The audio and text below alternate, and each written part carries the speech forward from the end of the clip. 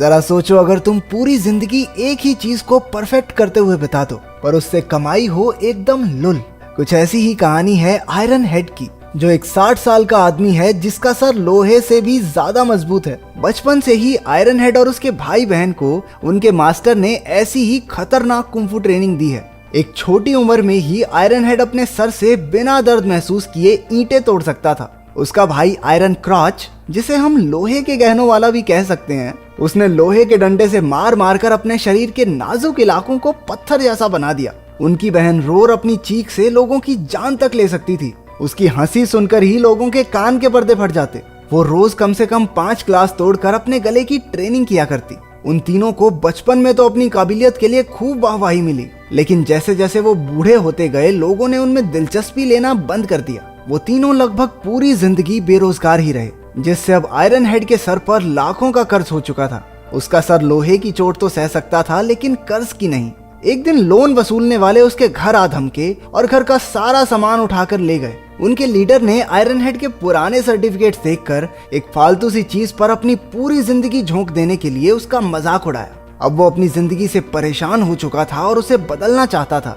60 साल की उम्र में वो नौकरी ढूंढने बाहर निकल गया। उसने सड़क पर कुछ छोटे मोटे गुंडों को आपस में पैसे बांटते देखा। इतने पैसे देखकर आयरन हेड हैरान रह गया और उसने भी उनके ग्रुप में शामिल होने की ठान ली। वो उनका पीछा करता हुआ उनके अड्डे तक जा पहुंचा। राइकर नाम का एक गुंडा उसे बाहर फेंकने ही वाला था कि उनके लीडर जाई ने उसे रोक दिया और कहा कि अंकल की बात सुन लेने दो भाई।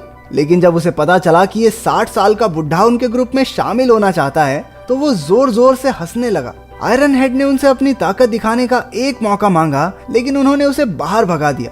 रात को आयरन हेड की बेटी उससे मिलने आई, लेकिन वो एक खुददार आदमी था जो अपनी बेटी से पैसे नहीं लेना चाहता था। अगली सुबह उसने फिर से जाई के गुंडों को सड़क पर देखा। वो जानबूझकर उनकी गाड़ी के सामने कूद गया। उन गुंडों ने उसे उठाया और पुलिस के लफड़े से बचने के लिए सीधा अपने अड्डे पर ले गए।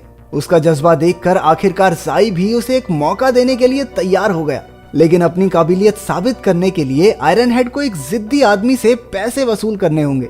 वो इस चुनौती को स्वीकार करके उस आदमी को ढूंढने निकल गया। वो एक बड़ा बिजनेसमैन था जो अपने क्लाइंट के साथ एक रेस्टोरेंट में बैठा था। पहले तो आयरन हेड ने उसे आराम से पैसे वापस देने को कहा, लेकिन उस आदमी ने उसकी एक ना सुनी। इसके बाद आयरन हेड ने उसके खाने में थूक दिया। गुस्से में बिजनेसमैन ने उसके सर पर कांच की एक बोतल दे मारी, लेकिन पीछे हटने की बजाय आयरन हेड ने अपने ही सर पर वैसी 10-12 बोतलें और फोड़ डाली। उस बूढ़े आदमी की हालत देखकर आसपास के लोग बिजनेसमैन को कोसने लगे। इस पर शर्मिंदा होकर उसने आयरन हेड को अपना क्रेडिट कार्ड ही पकड़ा दिया। इस मुश्किल काम को पूरा करने के लिए जाई ने खुश होकर उसे 30% कमीशन दे दिया। उसके राइट हैंड राइकर को आयरन हेड की इतनी वाहवाही होती देखकर जलन होने लगी। उसने आयरन हेड के खिलाफ जाई के कान भरने की भी कोशिश की, लेकिन कुछ नहीं हुआ। अपने इस तरीके से आयरन हेड ने एक ही महीने में मोटा पैसा कमा लिया और उसका घर नई नई चीजों से भर गया। लेकिन उसने अपने काम का पता अपने लोहे के गहनों वाले भाई रोर और अपने मास्टर को नहीं लगने दिया, क्योंकि वो कभी भी उसे गुंडागर्दी नहीं करने देंगे।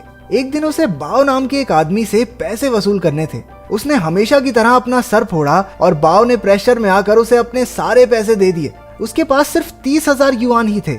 आयरन हेड यही पैसे जाई के पास लेकर आया, लेकिन उसकी तरक्की से चिढ़े हुए राइकर ने कहा कि उनका रूल है कि वो आधे से कम पैसे कभी नहीं लेते। बाव ने उन्हें 3 लाख युआन देने थे और आयरन हेड सिर्फ 30,000 लेकर आया था। इस बात पर राइकर उसकी बेइज्जती करने लगा। गुस्से में आकर आयरन हेड ने भी 3 दिन के अंदर अंदर पूरे पैसे वसूलने का वादा कर दिया और शर्त रखी गई कि अगर वो पैसे ना ला पाया तो उसे अपनी जेब से वो सारे पैसे लौटाने होंगे। रात को घर लौटते वक्त राइकर ने अपने आदमियों के साथ उस पर हमला कर दिया और बाव के लोन के कागज भी फाड़ डाले। अब आयरन हेड के लिए बाव से पैसे लेना और भी मुश्किल हो गया था। वो घर पहुंचा ही था कि एक आदमी वहां उसे अपने लोन के पैसे लौटाने आ गया। आयरन हेड पैसे लेकर बहुत खुश हुआ, लेकिन तभी उसकी बेटी अपने पुलिस ऑफिसर पति के साथ वहां आ गई। उन्हें लगा कि वो आदमी आयरन हेड से कर्ज के पैसे वसूलने आया था, इसलिए उन्होंने उसे पैसे देकर जल्दी से भगा दिया। क्योंकि आयरन हेड उन्हें अपने काम के बारे में नहीं बताना चाहता था, इसी चक्कर में पैसे उसके हाथ से निकल गए। इसके बाद उसका दामाद एक घर में चोरी की तहकीकात करने गया। वो घर बाव का ही था और असल में उसी ने अपनी माँ के इलाज के पैसे अपना कर्ज चुकाने के लिए चुराए थे। उसने सबसे माफी मांगी और अपने परिवार से वादा किया कि आज के बाद ऐसा कुछ नहीं होगा। पुलिस वालों ने उनके परिवार की मदद के लिए कुछ पैसे दिए और वहां से चले गए। ये हमारे पुलिस वाले इतने अच्छे क्यों नहीं होते भाई। अगले दिन आयरन हेड फिर से बाव से पैसे वसूलने की कोशिश करने लगा। सड़क पर तमाशा हो गया और लोग बाव को गालियां देकर उसे पैसे वापस करने को कहने लगे। कोई रास्ता ना दिखने पर बाव ने उसी की तरह खुद को ईंट से मारना शुरू कर दिया। उसके ऐसा करने पर आयरन हेड को ही उस पर तरस आ गया और उसके सर से निकलता खून साफ करके चुपचाप वहां से चला गया। वो सोचने लगा कि वो पैसे के लिए कितना नीचे गिर चुका है। हमने देखा कि जाई और राइकर ने दूर से ही उस पर नजर रखी हुई थी। अब जाई को भी उसकी काबिलियत पर शक होने लगा था और आग में घी डालने के लिए राइकर तो वहां था ही। फिर भी जाई ने शर्त के हिसाब से 3 दिन तक रुकने का फैसला किया। शाम के समय उसका मास्टर रोर और लोहे के गहनों वाले भैया के साथ आयरन हेड के घर में घुस गया। जल्द ही उन्हें पता चल गया कि वो इतना अमीर कैसे हुआ था। उन्हें घिन आ रही थी कि आयरन हेड ने ऐसे गलत काम के लिए अपनी ट्रेनिंग का इस्तेमाल किया है। जिस गैंग के लिए वो काम करता था वो गरीबों को बहुत ज्यादा ब्याज पर पैसे देकर उनकी मजबूरी का फायदा उठाती थी। आयरन हेड अब बेहद शर्मिंदा हो चुका था। वो चाहता था कि धरती उसे जिंदा निगल ले। उसने अपने कमाए हुए सारे पैसे टेबल पर रखकर कहा कि आज के बाद ऐसा कोई काम नहीं करेगा। लेकिन जब उन्होंने देखा कि इस काम में तो अंधा पैसा है तो वो तीनों भी उसके साथ जुड़ गए। सारी उम्र लोहे का शरीर बहुत बना लिया, अब उन्हें लोहे का बैंक अकाउंट बनाना था। वसूली के वक्त मास्टर आयरन क्रॉच के गहनों को हथौड़े से पीटता, जिससे डरकर सभी कर्जदार झट से पैसे लौटा देते, क्योंकि उन्हें गोटियों पे हथौड़ा नहीं खाना था। इसी तरकीब से उन्होंने एक ही घंटे में हजारों युआन कमा लिए। लेकिन बाव अब भी बाकी था। उसने कहा कि उसके पास बिल्कुल पैसे नहीं है। लेकिन वो लोग कहने लगे कि घर तो है ना, बेच दे इसे, पर लोन के पैसे तो वापस करने पड़ेंगे।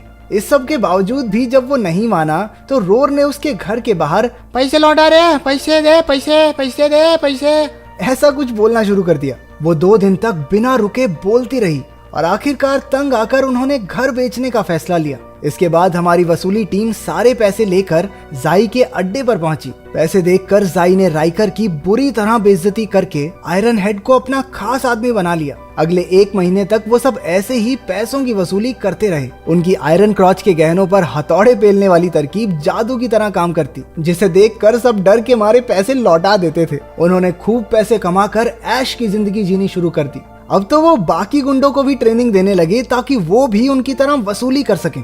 आयरन हेड ने अपने बर्थडे पर शानदार पार्टी रखी।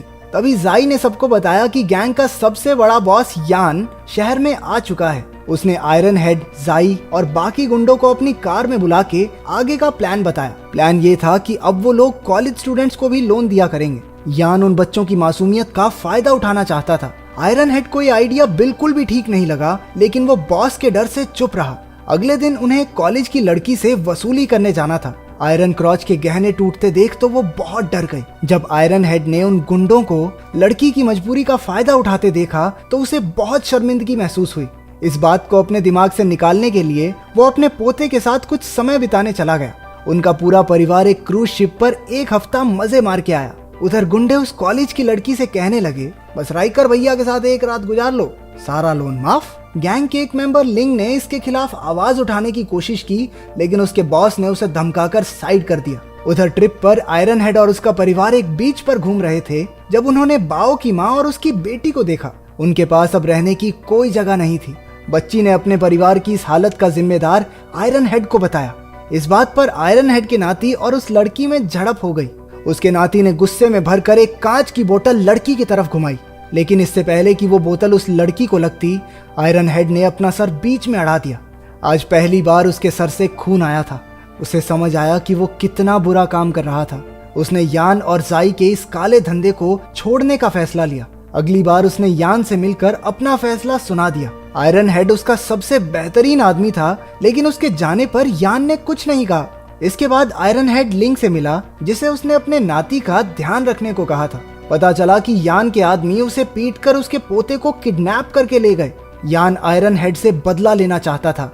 गुस्से से भरा आयरन हेड अपने नाती के लिए सब कुछ दांव पर लगाने को तैयार था। उसने बाओ की माँ को भी पैसे भेजे ताकि वो अपने लिए घर ले सके। इसके बाद आयरन हेड की टीम यान के अड्डे पर बंदूकें लेकर पहुंच गई। इतने सारे हथियार देखकर सभी गुंडों ने सरेंडर कर दिया, पर ऐन वक्त पर रोर ने गलती से ट्रिगर दबा दिया, जिससे पता चल गया कि वो सारी बंदूकें नकली थी।